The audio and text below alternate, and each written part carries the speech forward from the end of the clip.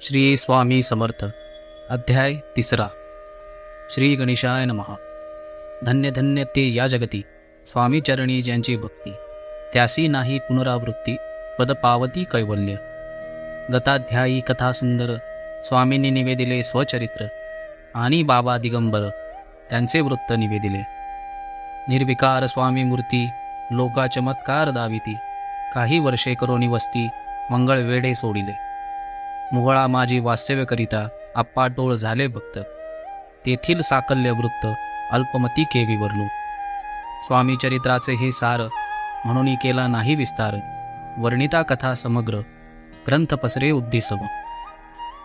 सवे घेऊनी स्वामींसी टोळ जाती अक्कलकोटासी, अर्धमार्गावरुनी टोळासी मागे परतने भाग पडे.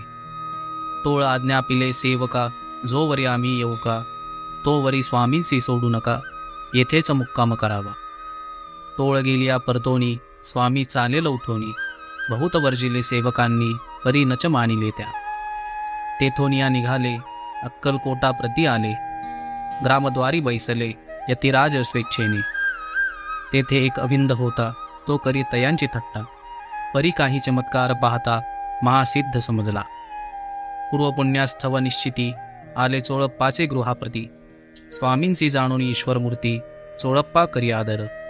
चोळप्पाचे भाग्य उदेले यतिराज गृहासी आले, जैसी कामधेनू आपण बळे दरिद्र्याच्या घरी जाय. पूर्वपुण्य होते गाठी म्हणून घडल्या या गोष्टी, झाली स्वामीराज भेटी परमभाग्य तयाचे. धन्य धन्य तयाचे सदन जे स्वामींचे वास्तव्य स्थान, सुरवरा जे दुर्लभ चरण तयाच्या घरी लागले. योगाभ्यासी योग साधिती तडी तापडी मार्गी श्रमती, निराहार कितीक राहती मौन धरिती किती एक. एक चरणी उभे राहोन सदा विलोकित गगन, एक गिरी गवरी बैसोन तपश्चर्या करिताती. एक पंचाग्नी साधन करीती, एक पवना ते भक्षिती, कित्येक संन्यासी होती संसार अवघा सांडोली. एक करीती कीर्तन, एक मांडिती पूजन, एक करीती होम हवन, एक षटकर्मे आचरती. एक लोका उपदेशिती, एक भजना माझी नाचती, एक ब्राह्मण भोजन करीती, एक बांधिल देवालये. परिजयाचे चरण दुर्लभ सदभक्ती वाचोन, केलियासी नाना साधन आवा वेण सर्व व्यर्थ. योगयागादिक काही चोळप्पाने केले नाही, परी भक्ती सब पाही स्वामी आले सदनाते. तयाची देखोन या भक्ती स्वामी तेथे भोजन करीती, तेव्हा चोळप्पाचे चित्ती आनंद झाला बहुसाळ. तैपासुनी तयाचे घरी राहिले स्वामी अवतारी, दिवसेंदिवस चाकरी चोळप्पा करी अधिकाधिक. तेव्हा राज्यपदाधिकारी मालोजी राजे गादीवरी, दक्ष असोनी कारभारी परमज्ञानी असतीचे. अक्कलकोटाची प्रख्याती तेव्हा काही विशेष नव्हती, परी तयाचे भाग्य निश्चिती स्वामी चरणी उदेले. तैपासून जगात या नगराचे नाव गाजत, अप्रसिद्ध ते प्रख्यात कितीकेक जाहले. चोळप्पाचे गृहाप्रती आले कोडी एक यती, लोका चमत्कार दाविती गावात बात पसरली. आपुली व्हावी प्रख्याती ऐसे नाही जयाची चित्ती, म्हणून या स्वामीराजे यती बहुधा न जाती फिरावय.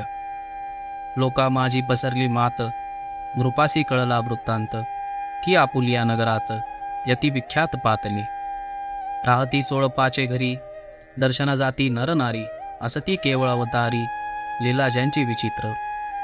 वार्ता ऐसी ऐकोनी राव बोलले काय वाणी, गावात यती येवुनी फार दिवस झाले.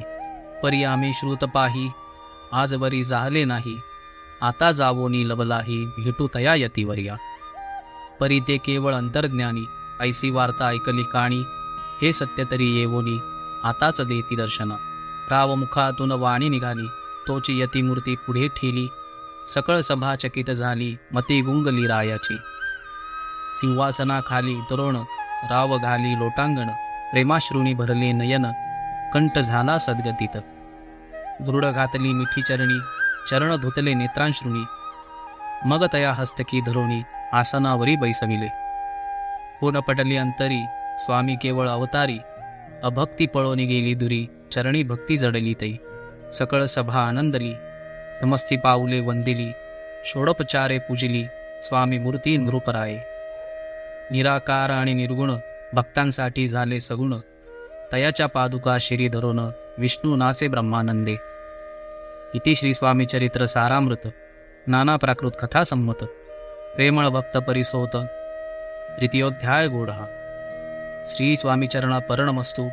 श्रीमस्तु शुभम भवतु.